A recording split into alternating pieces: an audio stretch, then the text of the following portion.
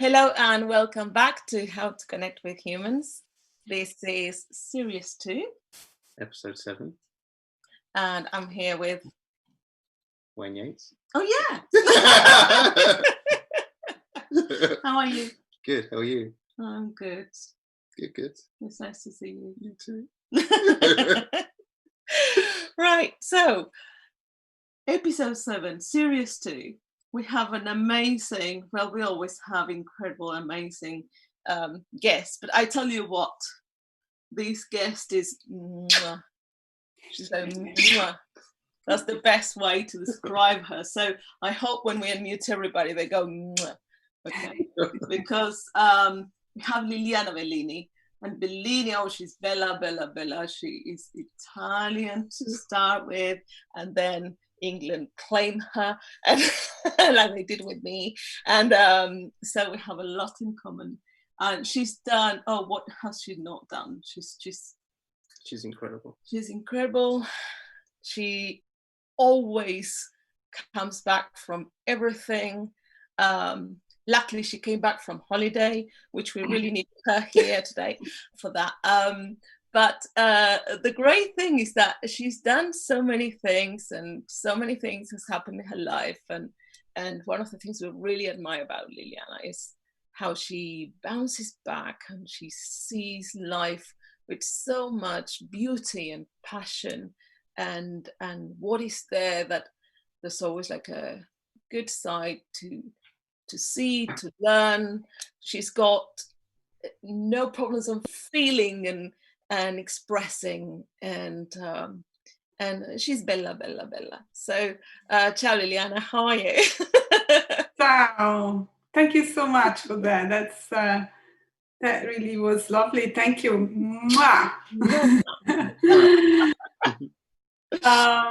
It's lovely to be here. I was so looking forward to this.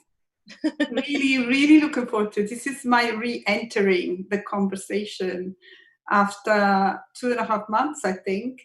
I left this conversation behind, the words part of it, but obviously it's a conversation that follows you everywhere, doesn't it? Even if you're not actually having it. And then I knew this was coming up because you had asked me. And while I was away, and I kind of really detached myself from the conversation, the resources, the books, the everything, and it wasn't really conscious decision. I don't think I thought, let me just have a break from the whole conceptual side of the principles. But that's exactly what happened. And I have to say, it's the first time, because when I was training years ago, I was training with the One Thought, and they would say, you've got the holiday ahead, just forget about the principles. And I thought I was doing it, but I don't think I was, because I would sneak in a little book here, a little conversation there. So I never really quite had a break until this year.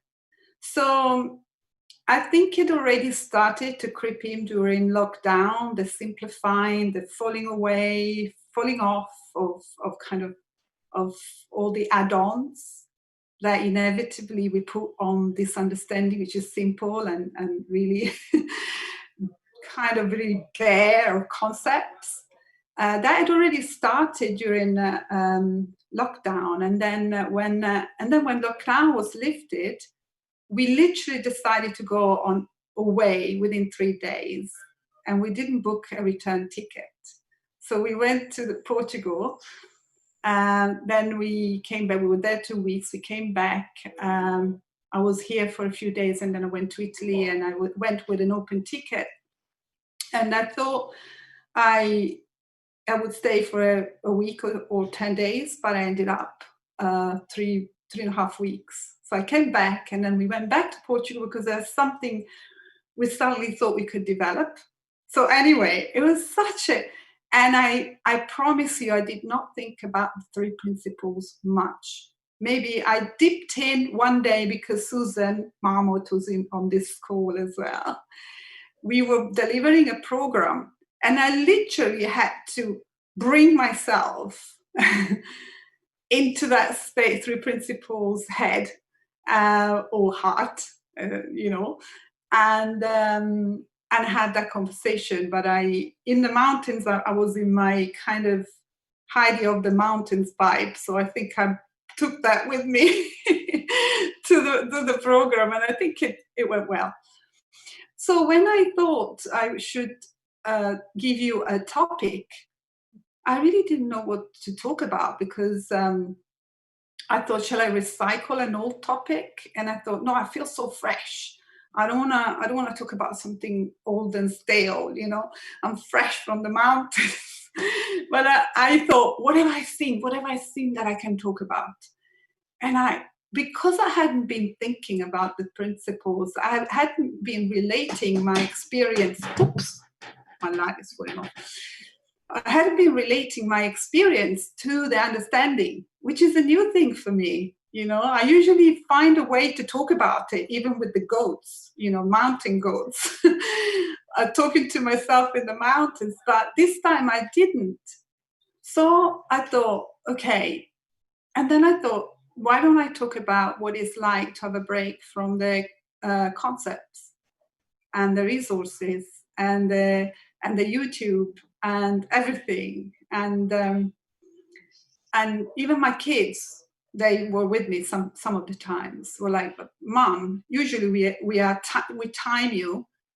There's my eldest son that says, yeah, 3, 2, 1, and that's 3.5 minutes before she starts talking about the principles. Oh, that's a record.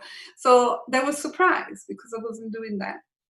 But then I realized just how great that had been, to just move away from all the concepts that we think we need to visit and revisit and visit again, to be able to talk about this, to be able to appreciate it, to be able to be aware of it.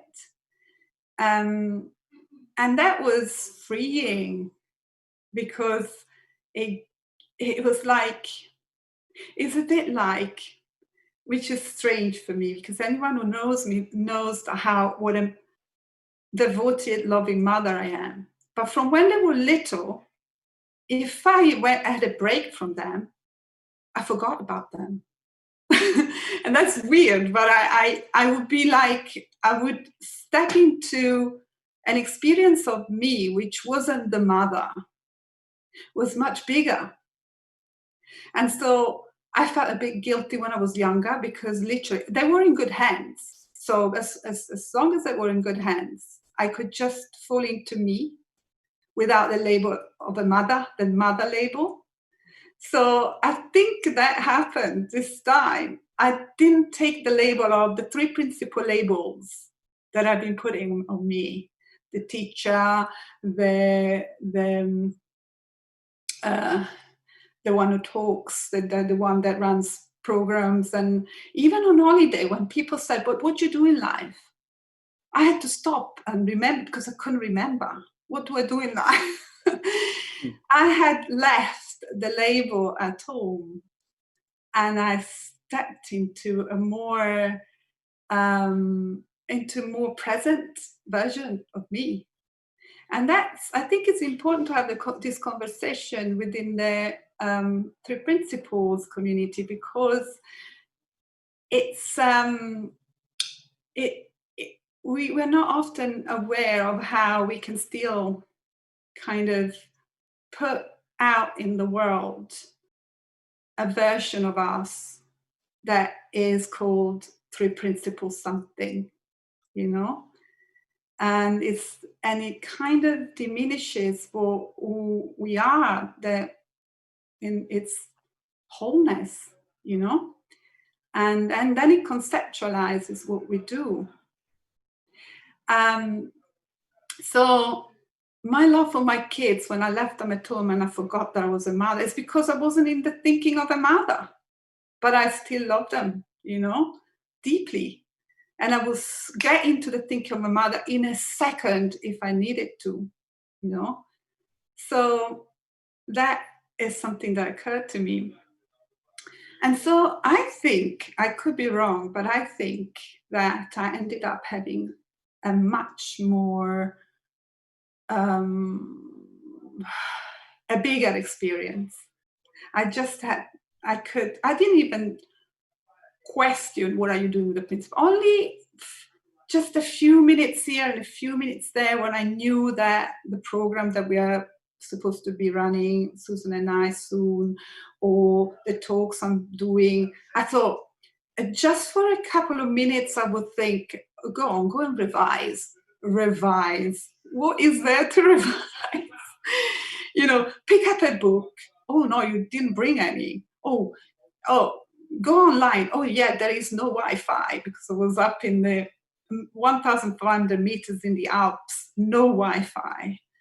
And so I thought, oh my God, what can I do then? I have to prepare. We are always 100% prepared to talk about what's true. We don't need to read a book to remember that. We might want to. And I love to listen. I mean, we are so fortunate we have the best people, and there is so much out there, but there is a certain kind of feeling of indulgence, when I do that. It's like, oh, let me go. If I feel uncomfortable, oh, who should I listen to? Instead of just being with everything that I already have, I can look in that direction, So without planning it, that's what happened. But I'm so glad it did, because it made me appreciate, in a light-hearted, fun, and vibrant way. This time it's been like that. Sometimes it's deep and profound, but this time was like that. Who already, well, I'm already, and everything that I already am, and everything that I already can share and give. And then things happened, and it's funny because there were gifts, beautiful things happened, like small, but really like little jewels, pearls that life kind of throws your way. And I didn't even relate those things to the principles. I just enjoyed them. So there's been a freshness kind of bubbling up from this 2.5 months. And I don't think, honestly, I mean, I am so blessed that I could enjoy nature like that, because I'm a nature freak. But it's not location and environment dependent. Because the richness of what I experienced, there was a familiarity to it, you see.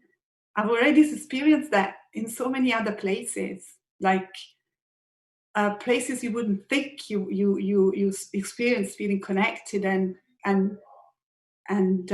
grateful, and that kind of vibrant feeling of being alive.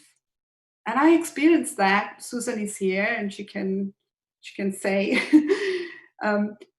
I experienced that in prisons when I ran groups. Used to run groups in prisons, in the darkest of places. So that's the familiarity. And that was so beautiful, because the whole thing opens up then. It's not about where you are, who you're with, or how luxurious the holiday is, or the house, or the location, or the amazing views. It's not about that. It's never about that. I've been going to this mountain cabin since I was 5 days old. My mom, I tell you this because it's cute. My mom, I was, she took me up there when I was 3 weeks old. She took me 5, but then I wasn't eating. So when I was born, I wasn't eating. I was deteriorating, and the pediatrician said, you have to hospitalize her, because otherwise she won't make it. I wasn't keeping her milk down, and my mother was a very wise bush woman, took me to the mountains at few days old,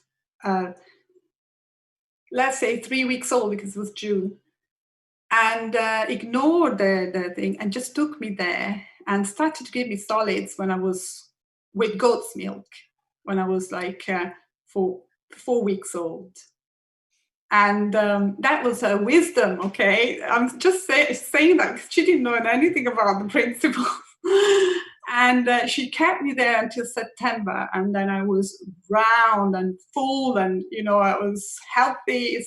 The air was fresh, and I was hungry, and so I have a special connection with this place. Okay, so one would say that's why you feel good up there. There's this, but it's not why, because I've been going there for 53 years, and I went there when I was depressed. In the trunk of my depressed thoughts, and stayed in that trunk. The mountain didn't do anything to me. You see, I went there when I was anxious as a young mother, and I remained anxious. I went there when I was happy and in love with my husband, and the mountain didn't really change that. So I want to say that because it's never location dependent or environment dependent. But then, guess what? When we know that, the way I take in the mountains now is so different. I had an experience with a mountain goat. I just stops. There was so much stillness, and she looked through through me. And I look through her, and I've lost myself in this interaction, silent interaction, and I felt so full and so at one with it. That didn't used to happen, So, but I wasn't thinking always because I know the 3 principles. I was just lapping it all up like such a gift. So because I left the concepts. I think I left the concepts at home. I didn't take them with me. But I didn't take the 3 principles with me. I took what they point to. You see, I took with me because I am it. So how can I go anywhere without it? And I guess I took, that's what makes the difference. I took the knowing that I am it with me. And that's why my life is easier now than it used to be, and not as painful, because I knew I was whole, but I didn't know that all that suffering was of my own making, and so I think I wouldn't feel right to say that it's just me taking me on holiday. It's me taking me and the awareness of what that is without having to think about it.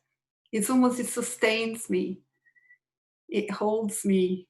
And I've had a glimpse once, and that seems to be enough. And it's sustainable.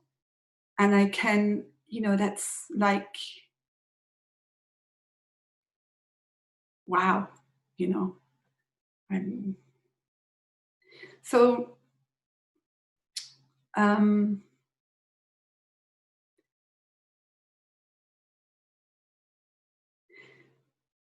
it's beautiful, really, to see that we can drop whatever we think we need to, and explore and analyze and know more about. Is really cool to see that can. And there's some cute things I want to share, because it's like, for instance, I was walking to the top of the mountain, and I did that every morning almost. Oh, it's hot here. And as I was going up, I could see some people coming down my way on the path, 2 adults and a child. And suddenly the child starts running, and he says, hello, hello. And do you know how children is? It was 3 or 4 years old, with open arms. And I had to look behind me. I thought, I don't know this child. I don't know these people. What is he doing? For a minute, I thought. And then I had another moment. It can't be me. I'm not that special. Children are not usually running to me, But then no, the child was running towards me, and he was like, hello, hello. And as he caught up with me, he goes, hello. And he was really happy, and he wanted to hug me. And because of the COVID, I thought maybe I shouldn't, but then I hugged him. And he says, what's your name? What's your name? And I was like, oh, I'm Lilian. What's your name? And he was like, Luca. And I was like, hi, Luca, what's going on here? And he was like, well, I'm just walking with my parents. And the parents, they caught up, and they were apologizing. They said, oh, I'm so sorry. Sometimes he does that, and we don't know why. And I'm like, and it hit me. I thought, no, don't apologize. It's so amazing that, when did we start thinking that greeting people or greeting people with so much joy and love, and recognizing people as, someone is not appropriate. It was so present. It was so and he just saw another human being, and for some reason he felt the connection and didn't hold back. And that was such a gift. And that, you see, that's again, my true essence, loving and spontaneous and fun, then recognizes his true essence is just like the same. And if the thinking doesn't get in the way, you're just like, you are so, like, that moment is all that there is. And in that moment, there's everything you'll ever want.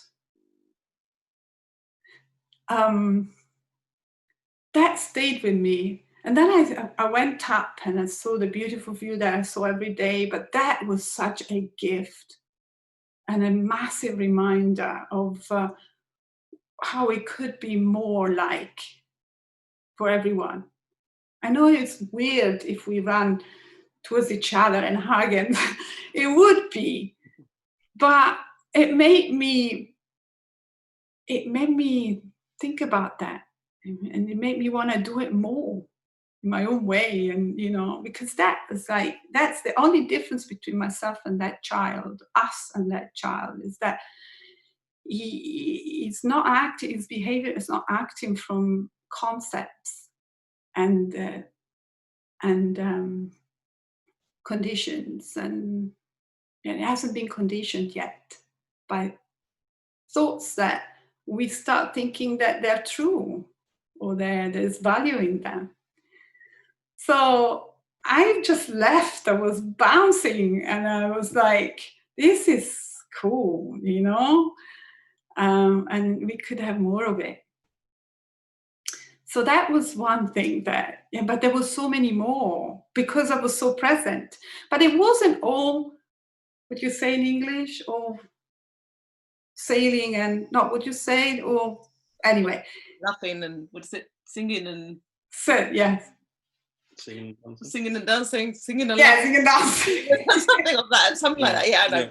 Yeah. But, 2.5 months were very human and normal, you know, as but very present. And what I can definitely say, I didn't hang out with the principles. I almost forgot that there was anything called the 3 principles, you know. And I had lots of things to do to sort out the house because it's so high in the mountain, it freezes. So there was also practical, logistical things I needed to do. But I was like, I just was doing them instead of thinking about them, you know. And I would reach out to friends to come and help me. And it was all natural and kind of, I let the experience flow through me with no resistance. You know, there was a nice flow of experience in and out of me and no resistance. And then I went down to see my dad, who has Alzheimer's, and every time was a gift. And this, to give you a little bit of background, my dad started with Alzheimer's when my mom died 7 years ago. And for me, I thought I'd lost my father as well. So there was so much grief and pain at the beginning. And during lockdown, something incredible started to happen more and more of. And it was like I would just meet him where it was. And I called him a time traveler because it's never in the present, you know, it's somewhere else. So instead of meeting him where I think he should be, I always meet him where he is. And this time it was amazing. I was like literally listening to him like he was my guru, because everything that was coming out of his mouth was so wise in that jumbled up way. Something reached, and there was so much feeling, so much love that we exchanged. That was just such a gift.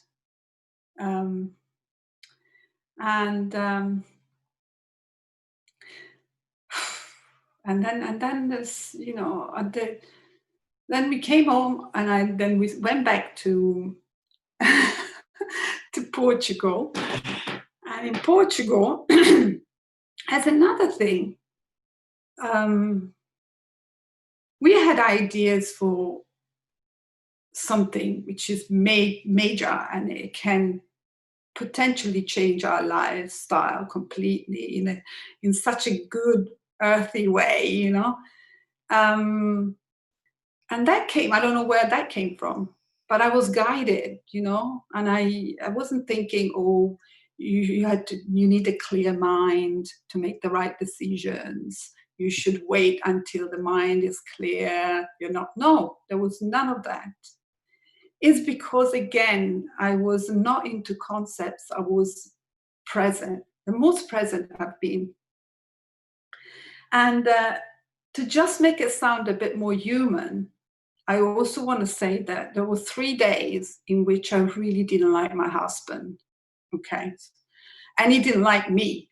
We couldn't stand each other, okay? So I have to say this, otherwise it sounds like it's like zened out 2.5 months. No, we really didn't like each other for 3 days. And do you know what happened? It's because we were thinking about this project, big, and I started to, old thoughts started to creep in, saying something like this: you're too different. It's never going to work, because you know, you have to be completely on the same page, and you're night and day. How are you ever going to agree on things? From there, the thoughts took me to, you're not compatible. From not compatible, we went into, you're completely not compatible, and there's no hope for this project. And that was in 3 days. The last day we were there, I woke up in the morning early, and I went to have my walk on the beach, and he didn't wake up because he's laid back and he sleeps more, and I wake up. You see, that's also, you know. And I was resentful. I thought, there's such a beautiful beach here, long walk, we should go together, we should, you know, talk about the project. And no, he was sleeping. So I went by myself, and all the thoughts, I've been within 32 years, okay? And I can honestly say that the understanding has saved my marriage. even if we didn't divorce, we would have been really unhappy. But it really has changed my marriage in many ways. But during these 3 days, especially on that morning, I was very, I thought, I can't be with this man. We are too incompatible. Okay. And I was having many thoughts of incompatibility, okay, which is different. And I was experiencing that. And then I woke and I noticed that the tide was very low. I'd never seen it this low. So I was able to go around the corner and see this gorgeous little bay. And that was the first time ever that I was able to do that. And I got so excited about this. And there was a little cave. I could go underneath the cave, come out the other end, and be in the cove. I was always curious. I wanted to go there. So suddenly I could do that. And I was like, oh my God, this is amazing. And you know what I thought? Where is he? Oh, he must be here. I have to go and call him because he can't miss out on this. And suddenly, you know, I thought I was so filled with love for this man and the desire to share that beautiful thing. And I was thinking, oh my God, this is, imagine if he sees it. The whole thing, the feeling was so pure. And the whole incompatibility thing dissolved. And then I went back, I called him, he wasn't there, back to where I left my things. And then I thought, I realized what was happening. And I thought, it's, you know, it doesn't matter if he doesn't see it. How cool that I shifted. And now I'm in a loving feeling, even if he doesn't see the cove. So I continued on walking, and then I saw him in the distance. He went the opposite way. And I was so happy that I could just tell him and take him with me to see the cove, you know. It was just beautiful how in an instant, the whole thing, oh my God, you know, it was just a massive reminder. And that's the first time that I related it to the principles in 2.5 months. But that was the end of the holiday, so it's okay.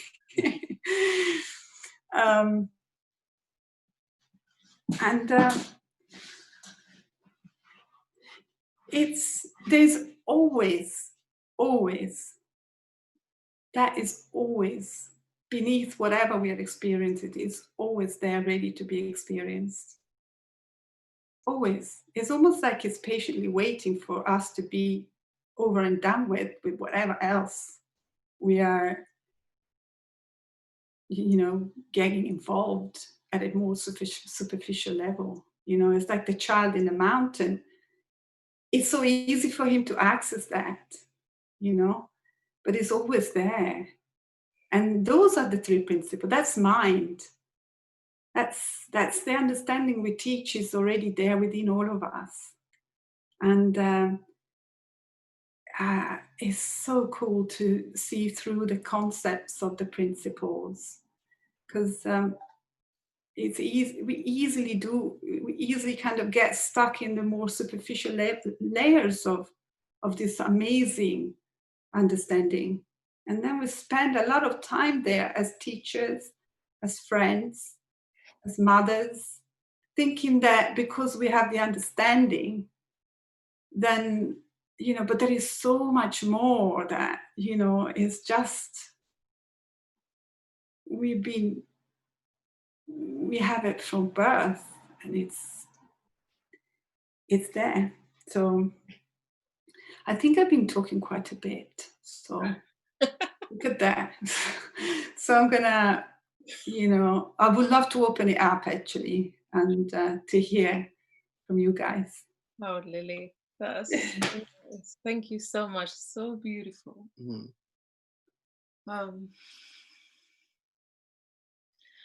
I love the way you're pointing at this on how there is this thing that we I'm sure we all share around this understanding that is some sort of like guilt, like when you either you don't remember it, or you've fallen into a place, you're blind about it, or there's possibility of where am I sharing it properly, or like, and we can all take a holiday from that, as you are saying. And I love it. I love that, the fact that it's always with us. That's what we actually forget. It's always with us, and we don't need to pack it to go on holiday. I love that. We don't need to have conversations about, what do we understand, check about our understanding about the principles, and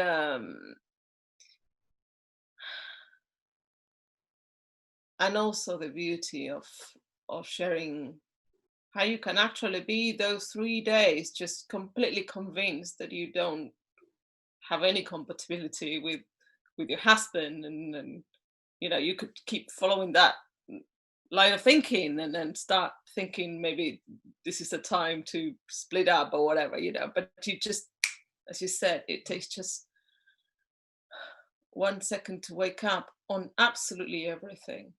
And the connection is always there. So the principles are always there. You don't need to pack it. I love the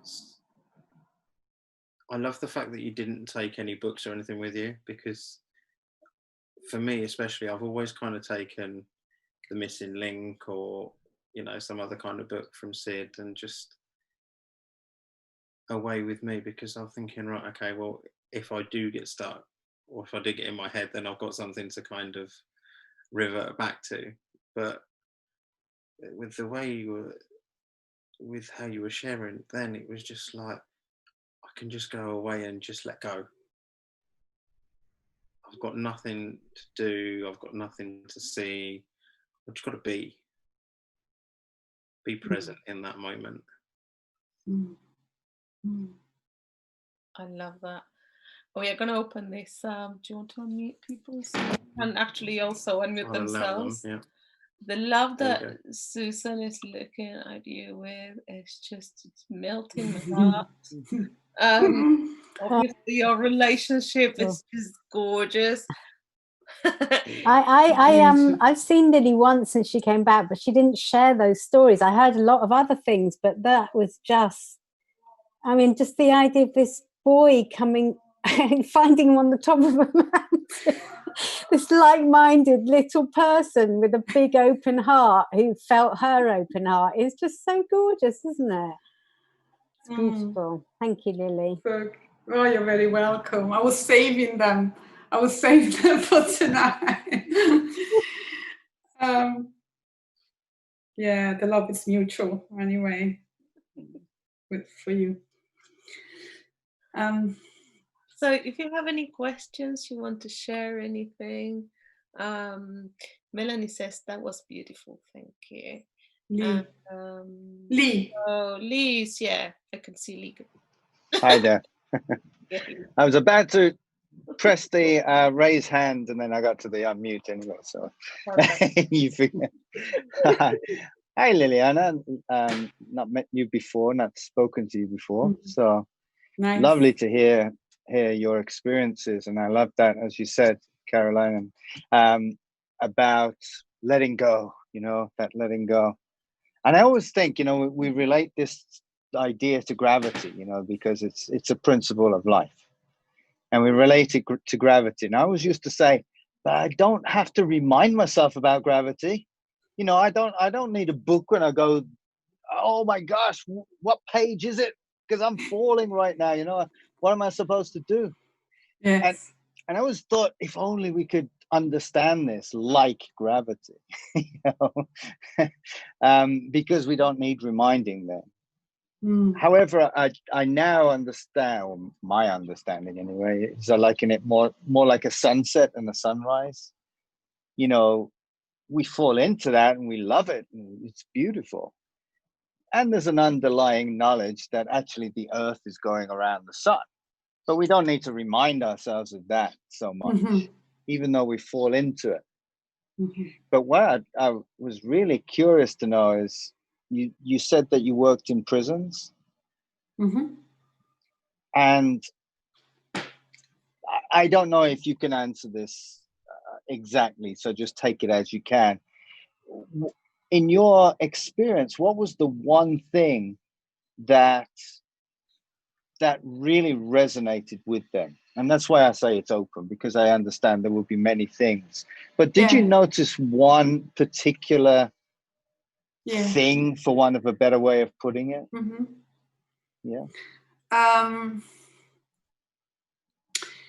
It's a very good question, actually, because when you walk into a room and you have, like, we had between, on average, like 10, 12, and then we had massive groups as well. Like the largest I had was 45 something guys.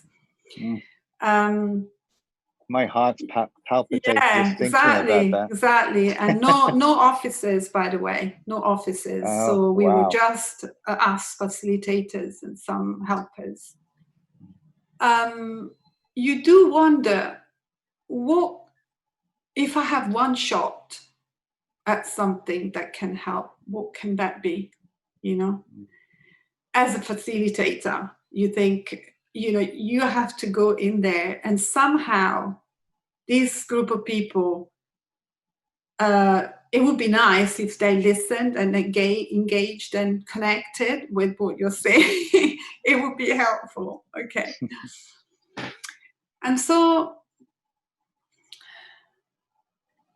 first of all, there was always a moment, and Susan can add to this, because Susan Marmot also used to facilitate with me. We have stepped away from Beyond Recovery now, and we did it with, you know, love and loving the work and everything, but it was time for us. But there was one, you know, there's a couple of things. For me, it was willing to step into that space, literally step into the room, and being okay with the unknown of it all. Okay, I know it sounds a bit like we hear that, but really like thinking, hell with everything. I don't have a clue, and it's okay. And I feel that. For me, it was almost as if between the outside of the room and there was an imaginary line where my thinking went somewhere else, and thought, it's not very helpful if I'm going in with that. So they feel that you're present. Yeah. Second, I always had a lot of love for the work, for the understanding, and for the people. So, and I still do.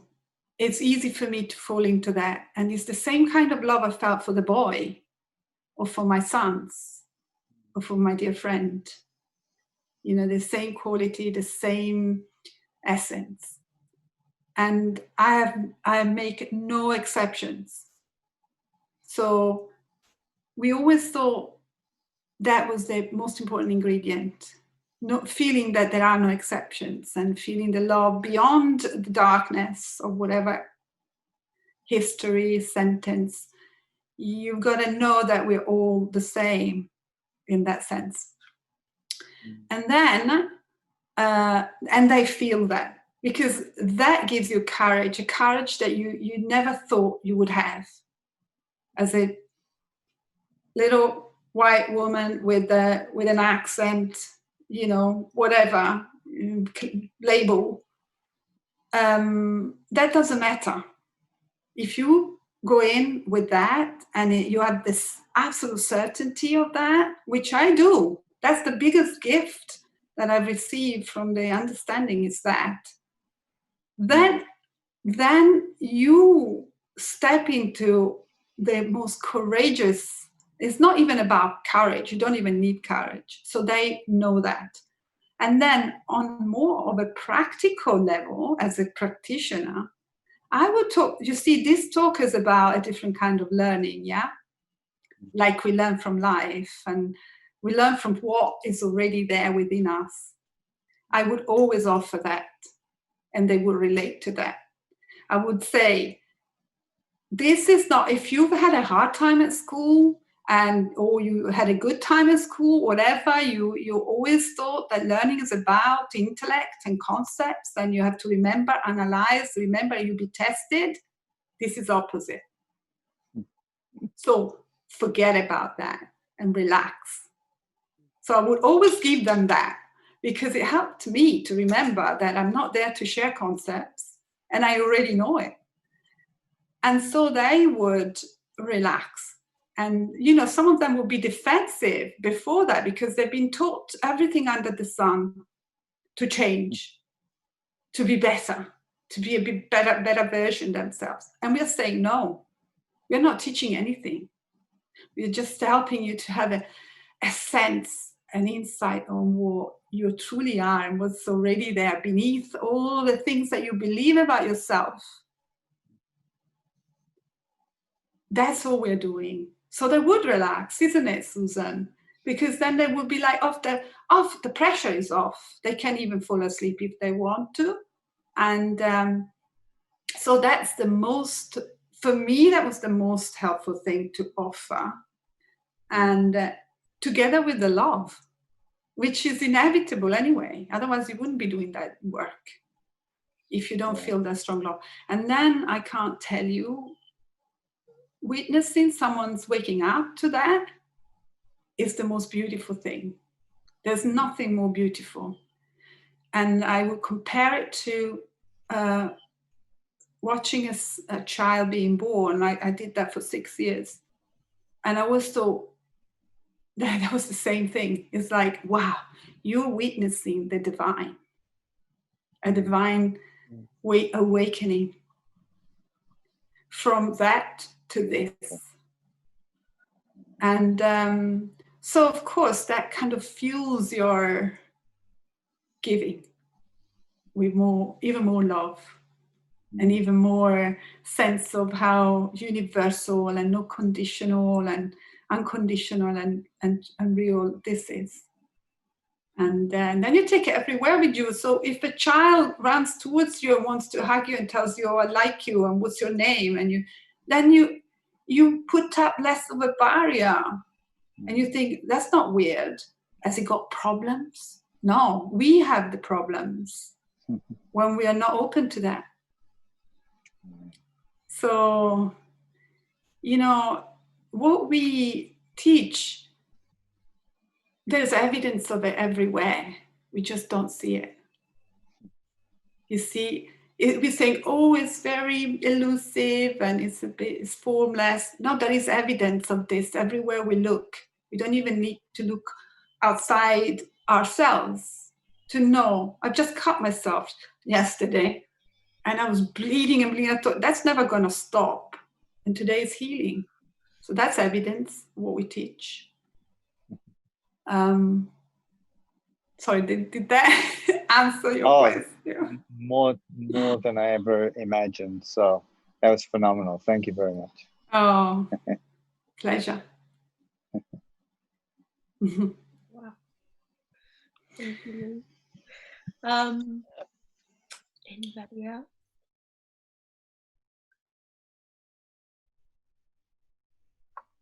Michelle's got a hand up.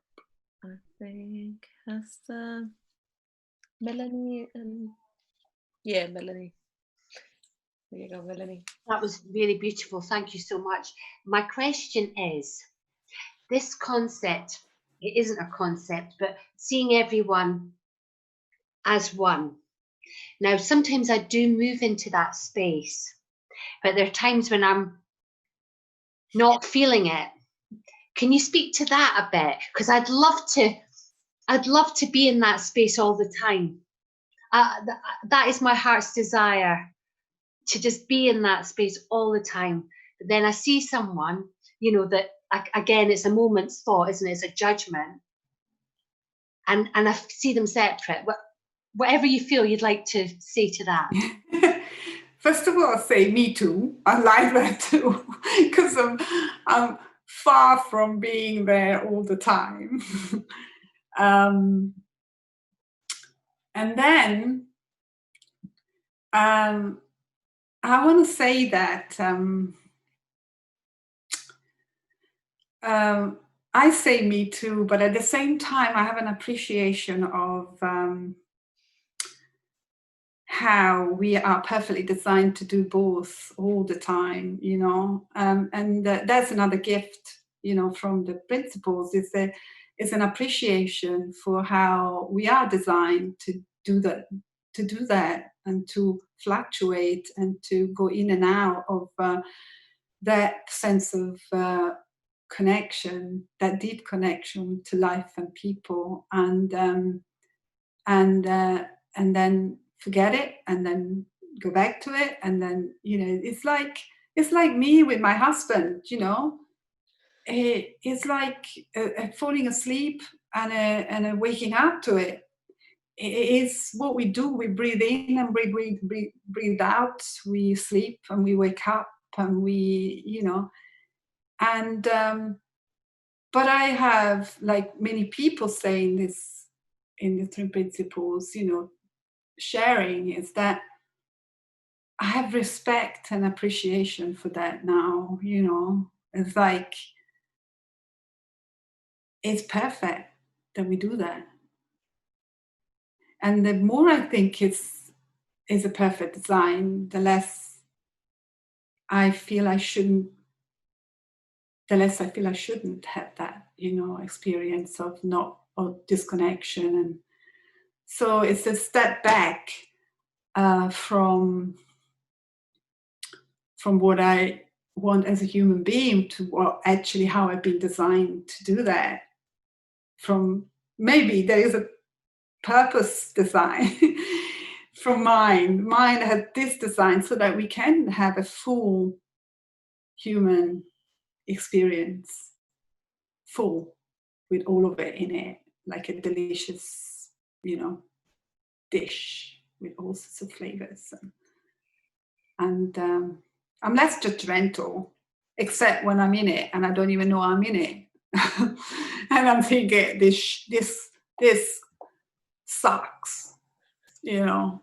But how beautiful it is to wake up from that, you know, and to celebrate my humanity as it is, rather than as I should be. I think it should be.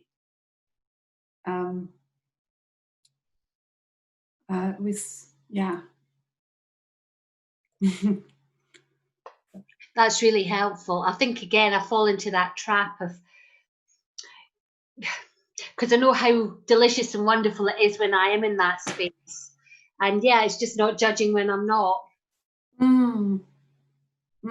Yeah, and I loved what you said about celebrating my humanity. You know, I'm human, you know, and yeah, thank you. That was lovely. Thanks very much. Really welcome. Pleasure. Thank you. Michelle, you're going to mute yourself. Hello. Oh my goodness, where do I start? Well, first of all, I want to say thank you. That it was such a different. I don't really know how to describe it. There aren't the words to describe it, but it was a really different take on things I've heard before, and it was really fresh and new. And I love the fact that, Liliana, that you don't profess to be in that space all the time, and that you don't profess to love your husband every minute of every day, and that everything's joyful and blissful. Because I think for me, this is 10 weeks to the day of coming across the principles. And one thing that kind of keeps flipping up for me every now and then is that I should be in that space all the time. And that's just not true. That's not humanly possible. And, you know, the other thing as well is that if we were in that space all the time, we wouldn't appreciate that space all the time. So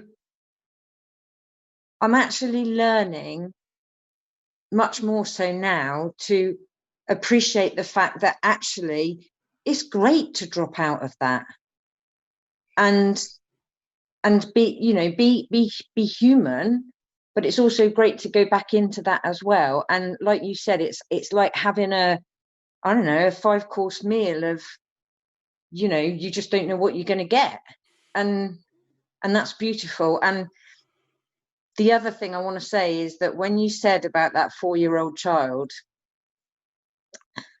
oh my God, that's so me.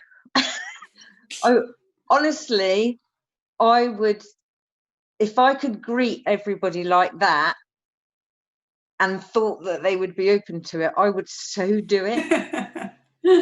But do you know what? It doesn't even matter if someone's not open to it. It doesn't make any bloody difference. Sorry, language. But it doesn't make any difference. I think for me now, it's the COVID thing. It's like, you know, because some people have like got a real thing about it, haven't they? And I mean, literally, I haven't hugged anyone for about 5 months. And I really miss that. I really miss that. However, I can still give people a love hug. So you still have that connection, and as much as it's nice to have the physical thing, you can still have that connection. So that's gonna, the 4-year-old child thing, that's gonna stick with me, because it was so, I could see by like the way you were telling the story how deeply you felt that. And it's such a profound thing, you know, when we're children are our example of just you know, how to live in the moment. And I know we've been conditioned, and it's, you know, maybe hard to let some of that go, whatever, but yeah, I'm just learning to the ebb and flow. I think it's essential. I really do think it's essential to, you know, have that full life experience, because I can't imagine, I mean, yes, I suppose in a, I don't know what you call an ideal world, whatever, you know, to be in that lovely fluffy space all the time would be great. But if you didn't have the contrast, then how do you appreciate that? How do you possibly appreciate that?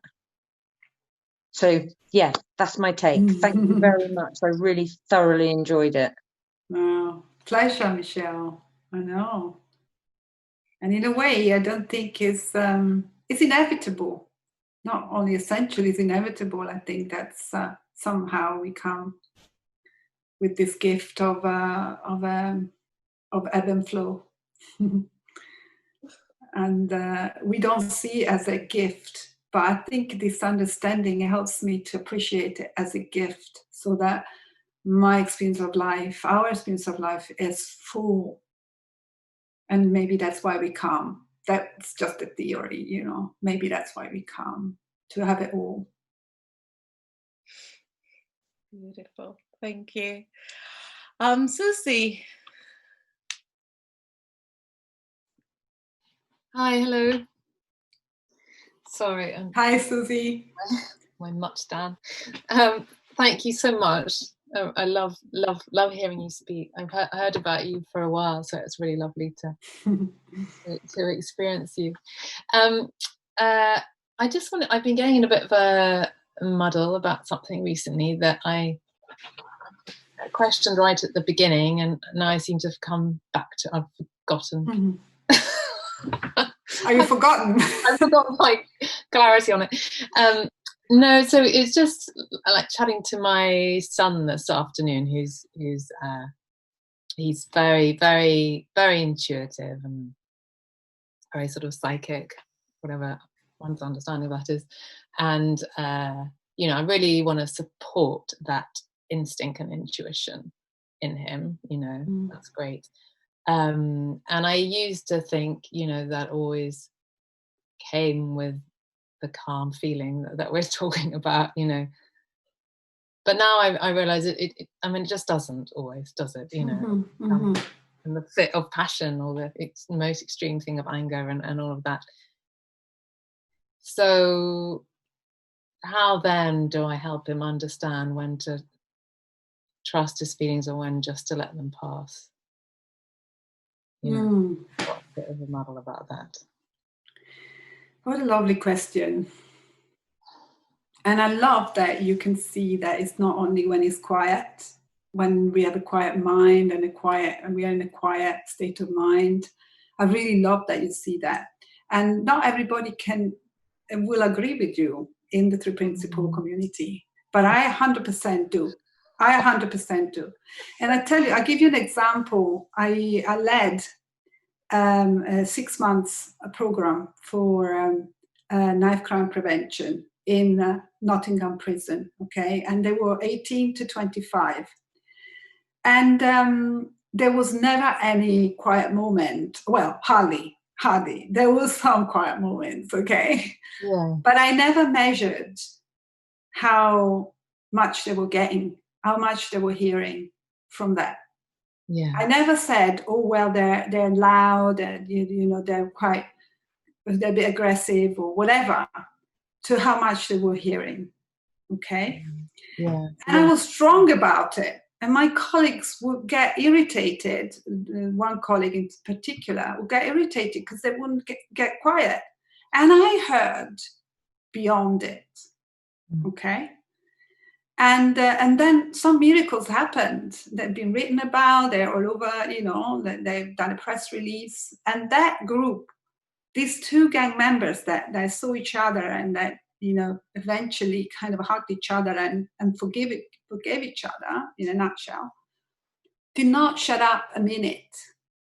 But I heard, you see, when we talk about deep listening, to me, this deep listening is hearing beyond the noise, not waiting for the noise to be over, but hearing beyond the noise. Because so many would say, no, that group didn't go well because it's too loud. And because maybe I grew up in the noise, and my boys are noisy, and there's always noise. So what is that all there is to it? The noise? No. We're talking about an intelligence that's beyond everything, even aggressive behavior and everything. So I love that you see that in your son. So keep listening to that, and you'll be guided on what to say and what to do with him. It's beautiful that you can foster that, despite whatever behavior is coming up with or playing out or whatever. Yeah. Because his well-being is 100% intact. Yeah. And you know that.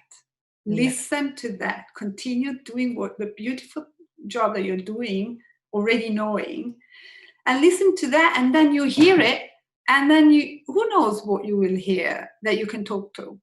Yeah. That's going to impact him, and maybe go quiet. Maybe go quiet, and maybe not need to express so much anger, you know. And because you don't know what you will hear when you listen. Yeah, we never do. That's true. When we deep listen, we never do. And then something comes. And we're like, oh shit, I'm going to talk to that now. And then they hear. Isn't it? So you already have the piece of the puzzle. You know, don't worry. Keep looking in that direction. Is amazing. That's so true, isn't it? Yeah, it's so true.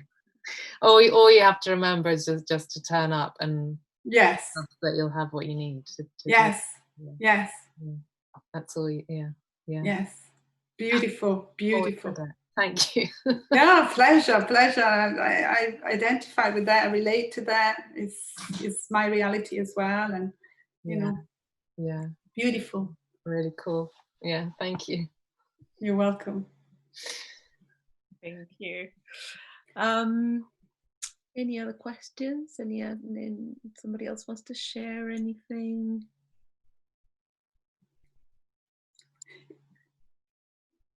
I see Denise. I don't know if she's listening now. Is it our Denise, Susan? Denise Reese?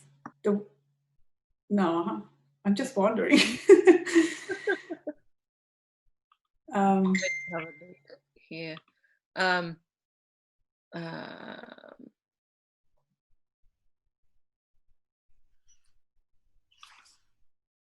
You know, I love about what you were saying, and I just see like this match in heaven with you and Susie, because Susie's a homeopath.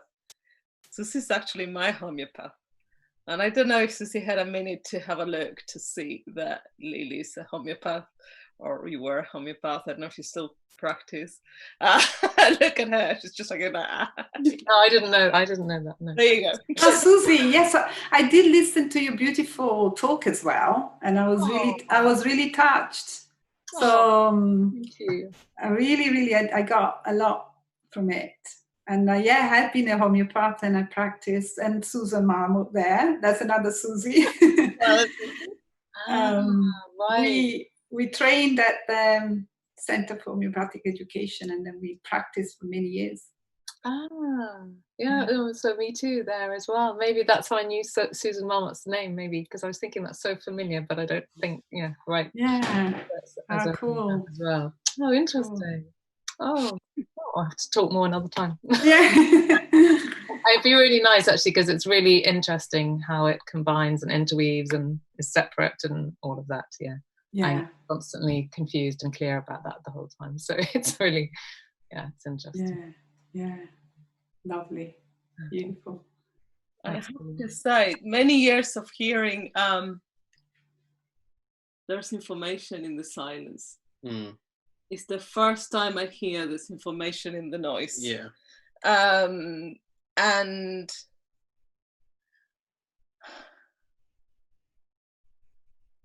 I think part of the culture of sort of the Latin culture usually is that there's a lot of noise. We True. are on top of each other. We are quite loud. And there's like different styles. Say in my house with my mom, it's always been quite tranquil and people didn't used to shout at each other. Then we used to go to my dad's and it's crazy. Like you could think that everybody's having an argument. It's like people are just like passing a plate of pasta and then some food and talking at the same time and shouting about something else. And I've forgotten how that used to be, that our way of communication was still happening. Or still talking to each other in the midst of so much noise. And actually the places are usually also very noisy. So I go to Buenos Aires and my mom lives in this incredibly noisy place that for me, it used to be silence. All that traffic, all those loud noises, that now I go like, oh my God, how did I used to sleep in this? For me, that was silence. And it's the first time I'm seeing this. It doesn't matter how many clouds are there. It doesn't matter how much noise. I would have been probably trying to get a group of people to go back to quiet, try to get them quiet. And I love what you're saying, Lily. That's massive for me. Massive. That stopped me tons today. Thank you so much for that. Pleasure.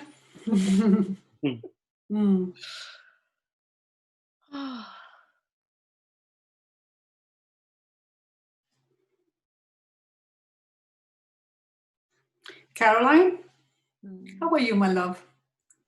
So this is the lady who is the founder of the Slice of Happiness. So Susan Marmot and I are quite involved in delivering programs for people affected by homelessness. And so, and there's been some very interesting developments,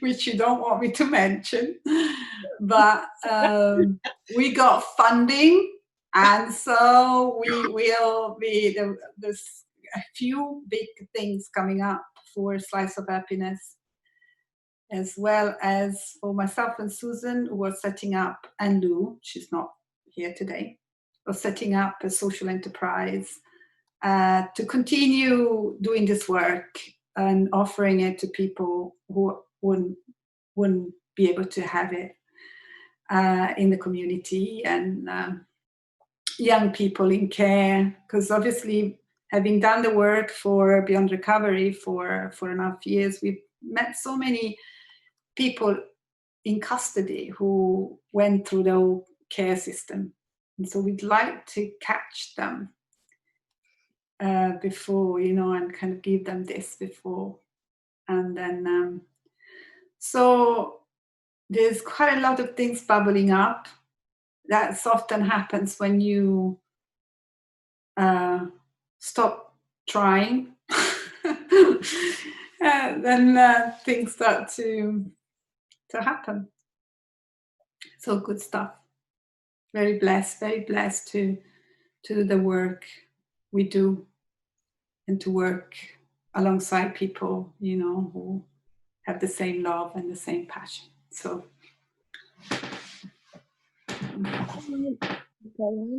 Caroline.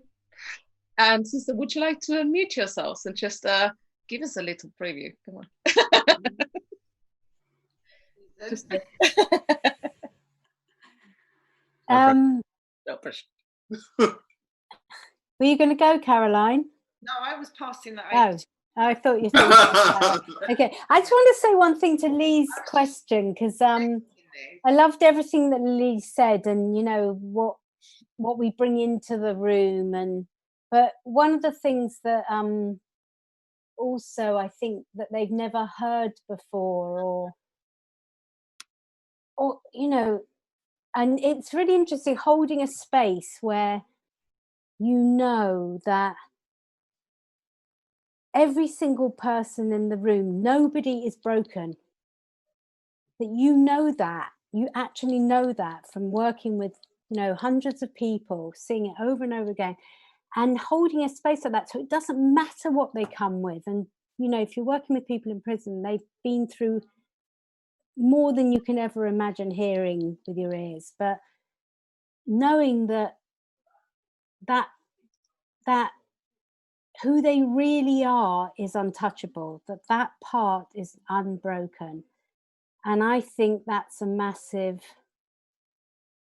thing to be able to know and to bring into the room, and for them to hear.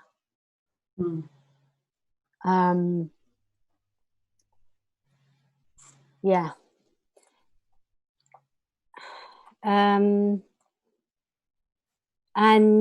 in terms of, it's been amazing working for Lily and I to be working with Caroline. She's got so much vision and so much passion, and we've been able to kind of rock up and help run these groups, and they've been really impactful for people, and it's been lovely. And we've been able to do it a little bit through COVID. Those who were able to get online, we've been able to carry it on. But as much as it being for them, it's for us, like to spend an hour and a half in this conversation every Friday was just like the best. Couldn't wait to get on it. And our hope for the future with this thing we're setting up, Lily, Lou and Sue, we call it at the moment. It's going to have a more formal name soon. But we're hoping to help vulnerable people, and people to kind of try and even up the playing field, because when people start to see this, their vision for their life or what's possible starts to change. When they have that shift in consciousness, different things look possible. So we want to kind of share this with as many people as we can, to show them that the way they're viewing their life is a reflection of their state of mind, not a reflection of what's possible. So yeah, Lovely. And now over to you. I love that. I just like, for me, COVID, like just even now, just to see the ripple effect and how just to be quiet and, like Liliana said, to see the gifts, what's out there now, what's going to happen, you know, what's showing up. And I had, like, as the ladies know, Susan and Liliana, I had my own journey. Like within 3 days, I buried my uncle, my dad, my mum and my dad from the virus. But it was the Friday drop-in session that we had was just incredible. And even just to be quiet, be in that space where the whole of the planet had just stopped. You know, birds sounded, oh my God, I can hear the birds. Are the birds getting louder? You know, it was just like, I mean, I think Susan said, she goes, like, it's just a quiet mind. It was incredible. And just to be in that space where not to get caught up in life and, like, with a slice of happiness as well. Like, we work with the homelessness. And I didn't know it was, we were in the middle of a program, about 3 sessions in, lockdown, and that was it. So none of us knew what was happening. There was a lot of noise out there as well within the charity sector. A lot of the, you know, trying to adapt what's going to happen, trying to foresee. Funding was changing. And I said, you know what, let's just sit back. We do our drop-in session every Friday and let's just see what comes up. And oh, is it Caroline? Caroline. Okay, so yeah, because I'm Carolina, and we all probably keep calling each other different things. So there we go, Caroline. Oh my God! So we're gonna have to have them back. It's like catching them before we're gonna catch. You heard this here first, so we're gonna have to have them. Mm-hmm. So we'll talk to you later. But there's so much love coming through the chat, guys. There's so much love coming here for you. Absolutely. Like, amazing. Congratulations to all of you and everyone. This will help. Michelle says, Melanie, congratulations on this is wonderful. Lots of kisses. Denise says, congratulations, Caroline and others. Well done. And lots of, like, prayers and kisses and thank yous and cards. And Melanie says it's confidential. Nobody will say anything. Yes, anything. It's only going to be broadcast everywhere. So then he says, Caroline, Liliana, I'm sorry, my connection is not great. Really enjoyed the conversation. Lots of kisses and lots of kissing. And I'm aware of the time, but one of the things I really would like to say is that please count on us for anything, from, like, helping you out, doing sessions, being with you, promoting, bringing you back as many times as you want. And we're in. But before, also, I would like to have your take, Wayne, because some people know, some people don't know. Wayne's got cerebral palsy, but many of our talks, when we're talking about his bringing up, was the fact that he had to go into the system, and how that sort of affected him or changed even his schooling. And so many times I have to say to him, look, like, it's not like that it's somebody that has a more sort of organized house and and they can go to school every day, and all that brings a lot of things you didn't have. That was, for some things, it looked more disabling, that your disability. And so I'm going to shut up. I'm going to let you talk. I think you're right. I think when when I was younger, having a disability it kind of came with a couple of stipulations in my mind, kind of thinking, right, well, because I've got a disability, I've got to do this, or this is the way this should be or should not be. And I think for me, coming across this understanding just kind of blew everything out of the water. For everyone else that have seen the other videos previously, I had a massive insight probably 2 or 3 months ago, and it was that I'm not my disability. And on top of that, it was that I don't have to feel guilty for my disability. And I can do anything I want. My disability doesn't hold me back. My upbringing doesn't hold me back. To a point of my relationship, it doesn't hold me back. I didn't honestly feel that I was able to have a relationship what I've got now. And even to work, to what I do day to day, I teach people to drive. And having a disability, it kind of comes with like, oh, well, can somebody with a disability do that? Why not? And at the moment, me and Carolina were talking earlier, and it's like, I'm looking at changing jobs. And because my passion's in IT. And I'm thinking, right, okay, how can I transition? How can I do this? And there's nothing stopping me. It's just getting to that point of, okay, this is what I want to do. This is how I'm going to do it. But nothing's stopping me. And for me, that is what as this understanding has given me. Wow. How's that for a shift? Whoa. Amazing. It took a while. I think there was probably a good 18 months that Carolina was kind of coming back from London in her courses with Ian Watson in the Insight Space.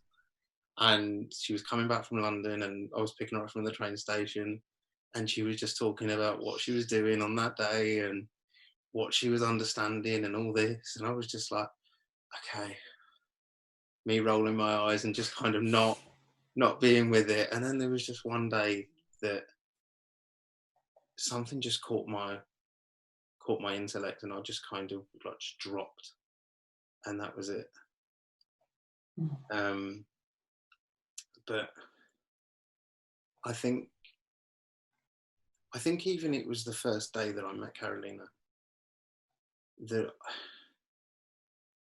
she didn't even know me, and the love that she gave me that first day, the love that she showed me just for being me. I was living on my auntie's floor, and I came in, for me, I wasn't looking, feeling great or anything like that. I walked in on my sticks, and there was just this woman that was in the house, and I was just like, hi, and she just saw me, and I was just like, wow, here's this woman, she's looking incredible, and here's me, just me. My self-confidence was just as low as anything, and she just saw me without any barriers or anything. She just saw me with just pure love.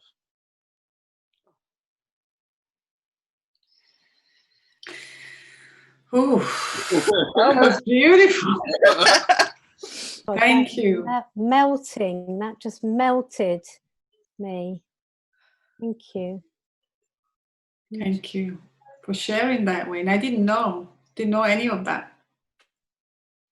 Beautiful, beautiful. So much to share and give from that place. So I think also, if you want to come back and talk about, also if you want to bring whatever, if it's like, if there's a talk you want to do with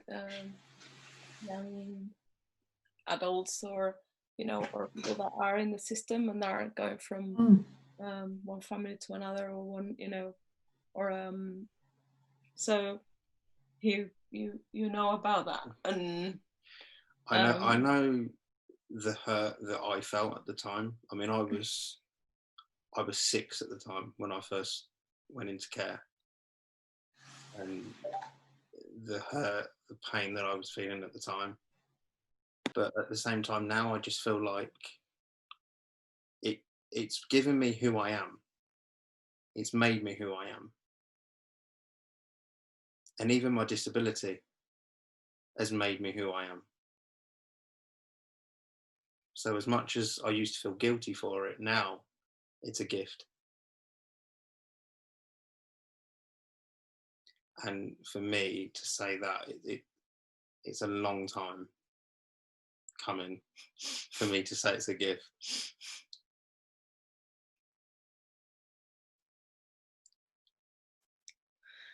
And this is where you've taken us, Lily, with the help of the beautiful Caroline and Susan there, and everybody else who is here today. Beautiful. Thank you so much. We can't. Thank you. Beautiful. It's been such a pleasure to share this space with all of you. Very, I mean, what a comeback from, you know, thank you. It's like, I can't think of any better way of re-entering this conversation, you know. Sorry you had to come back to work, you know. I really It's amazing. I enjoy listening to you all. Really, you made it really special, all of you and each one of you. Thank you. And meeting new people as well. I always love that. Lovely to meet you, Lee. I saw you on social media, but it's special. And Denise as well, you know. And Michelle and Melanie and Susie. Lovely. Yeah. Gorgeous. And Susan. So much love coming through the comments. Beautiful. Thank you, Wayne, for sharing, says Denise. Lots of rainbows and flowers. And Carmel says a truly sincere call. Thank you. And Michelle says, Wayne, thank you. That was amazing. Please don't ever say that you don't have things to share. Love you. Melanie, heart completely filled. Yeah, absolutely. Thank you. Thank you. And if you know, if at any point any of you like need to talk about anything, because we know these calls sometimes wake up things that we didn't even know, please send us a message. We're always here for you. Lily, where can people find you, and eventually where they can find this new thing that we're not allowed to talk about?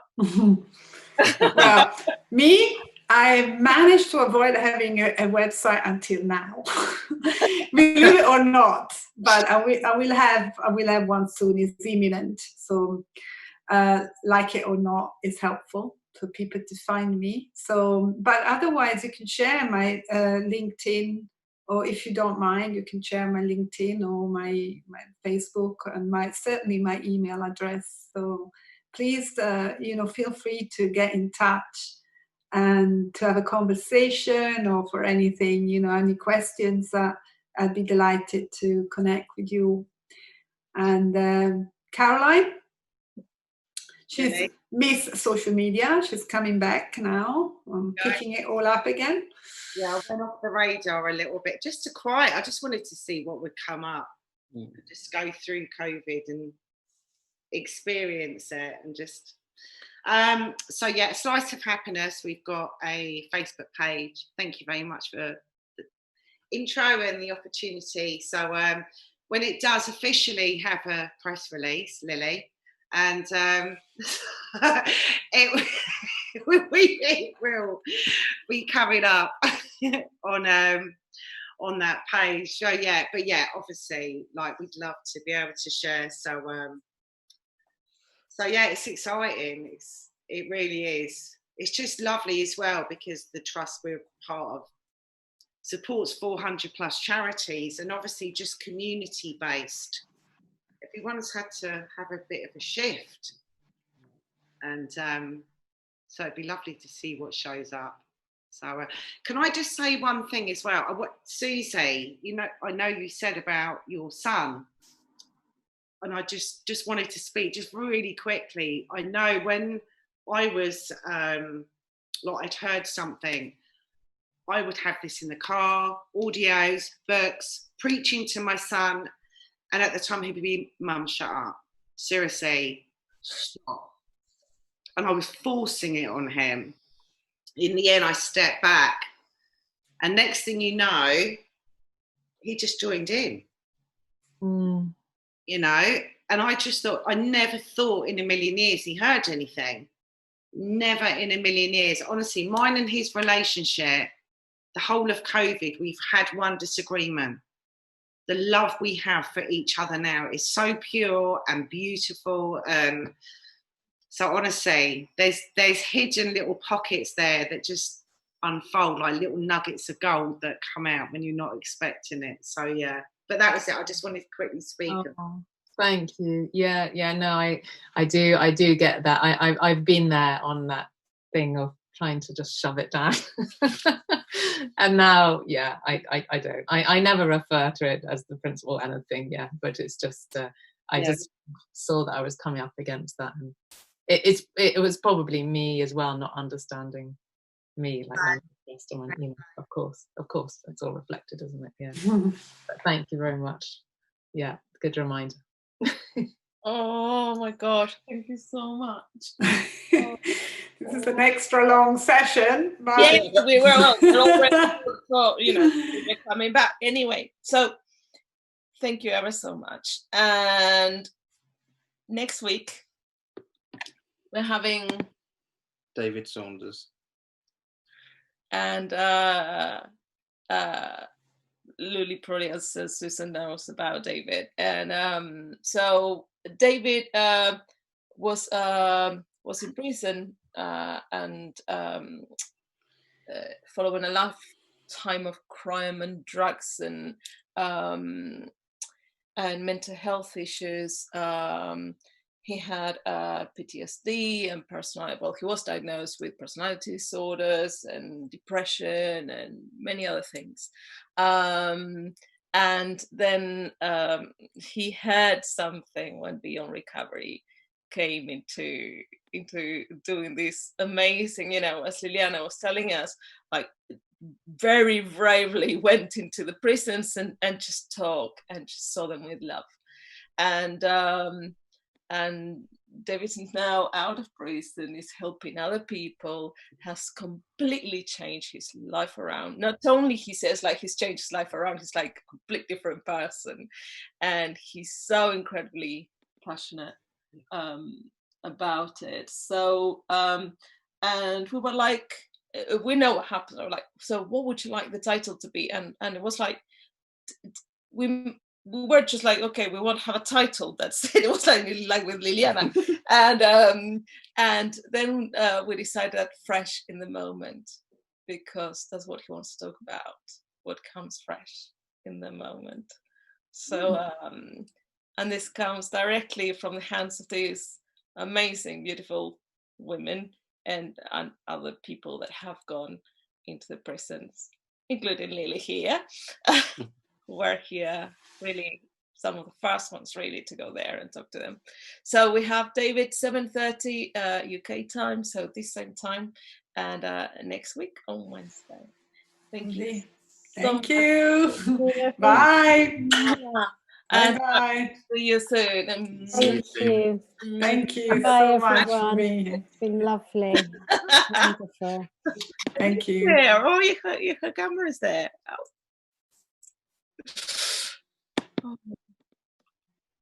Thank you.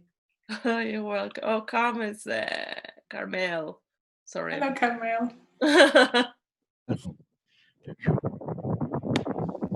Oh, how sweet.